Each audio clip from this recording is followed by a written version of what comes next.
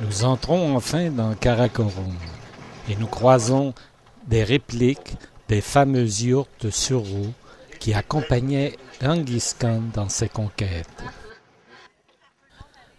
Face au site impressionnant du monastère d'Erdenzu se trouve une colline dont la forme évoque les contours sensuels du corps d'une femme. Elle semble allongée sur le dos. À ses pieds repose le beau Vein Chulu, un phallus de pierre brisé en deux. Alors, ils ont mis ça sur la route des moines, des jeunes moines.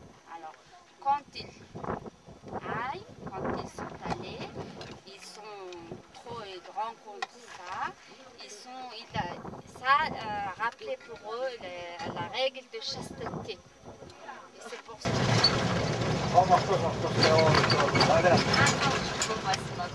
Karakorum, mythe brisé, village de masure qui efface tous les mystères générés dans ma mémoire par les exploits de Genghis Khan et les aventures de Marco Polo.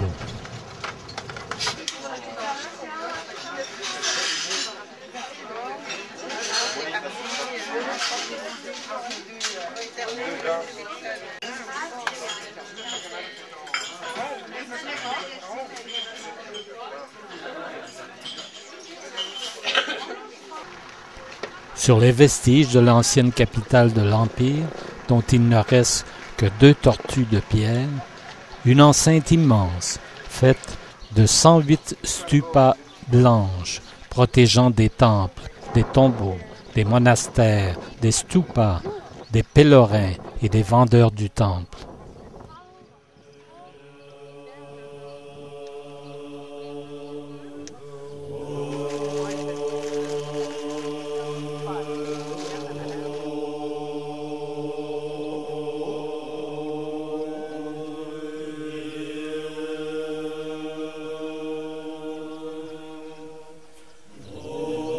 Au centre de l'enceinte se trouve une place circulaire pavée de pierre qui serait des fondations à une gigantesque yourte où avaient lieu les cérémonies du camp Afdai.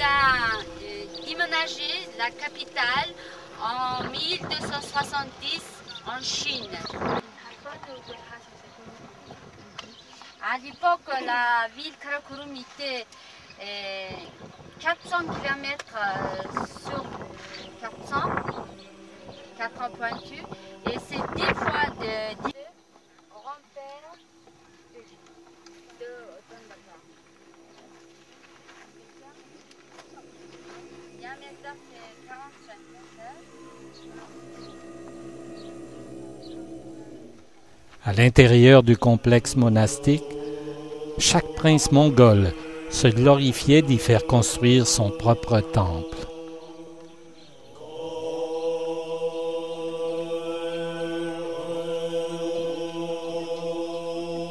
On peut voir aujourd'hui à l'intérieur de l'enceinte le temple du Dalai Lama, les tombeaux du camp Afdai et de son fils, les 3 Gols, dont le Gol Zuu, dédié au culte des Taras, la Tara blanche et la Tara verte, les Zous de l'Est et celui de l'Ouest.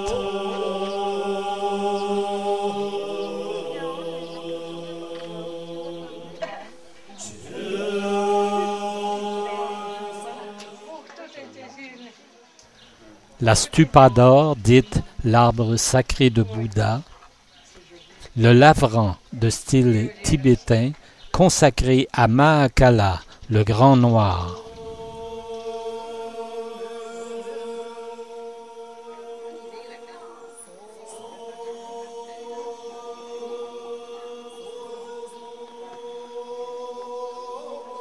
Également plusieurs stèles avec inscriptions faisant l'objet de vénération de la part des pèlerins venus de toute la Mongolie.